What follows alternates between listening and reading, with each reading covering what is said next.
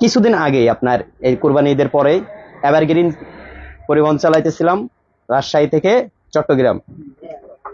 ওই জাহাঙ্গীরনগরের আগে জাহাঙ্গীরনগরের আগে একটা প্রাইভেট পিছন থেকে পুলিশের হুইসেল মারতেছে আর লেজার মারে আমারে।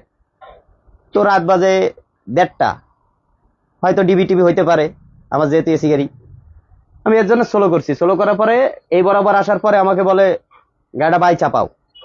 আমি ঠিক আছে, আপনি বামে যান, আমি চাপাচ্ছি। এইভাবে বইলা আমি তাদের বামে লইছি। বামে নেওয়ার পরে আমি এই পাশে হেল্পারকে বলে দিছি আগে গেটের সুইচের চাপ দিবা না, আমি কথা বলি তারপরে। তো ওই বরাবরে আমি চাপানোর পরে প্রাইভেটের পিছন থেকে 3জন লোক নেমে আসলো, একজন সামনে আর একজন দৌড় মারে ডাইন পাশে, আর বাম পাশের জন গেট ঠাবায় বলতেছে গেট খোলেন। তো ডাইন পাশে আমি যে গিলাস খুলছি, গিলাস খোলার পরে আমরা থাবা দিয়ে বলে এই বেটা গাড়ি কেমনে চালাস।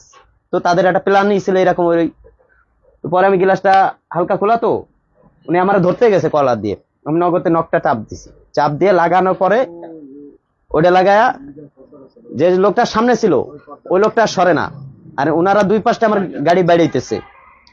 ওনারা গাড়ি বেরিয়েছে, এর মধ্যে আমি দেখি ওই লোকটা যেমন সরে না, পরবর্তীতে আমি মনে করেন ওনাদের ধাক্কা নিয়ে গেছি, ধাক্কা আমি গাড়ি টান দিছি, ওনারাও আমার পাশলায় আসতেছে, উত্তেজিত হয়ে গেছে। জাহাঙ্গীরনগর পার হওয়ার পরে সামনে হচ্ছে আপনার সিএমবি বাজার।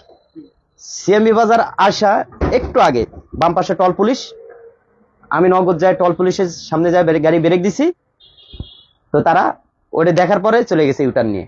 আমি পুলিশের সবাই বললাম যে স্যার এই কাহিনী। তো তারা বললো যে আচ্ছা সমস্যা নেই, আমি জানায় দিতেছি, আপনার এই গাড়িটার লোকেশন দিয়ে দিতেছি, ঢাকা সিটির ভিতরে আপনারা কেউ কোনো জায়গায় কিছু করতে পারবে না, কারণ সিসি ক্যামেরার আয়ত্তনে আছে। তো ওই হিসেবে আমার ওই একটা কাহিনী।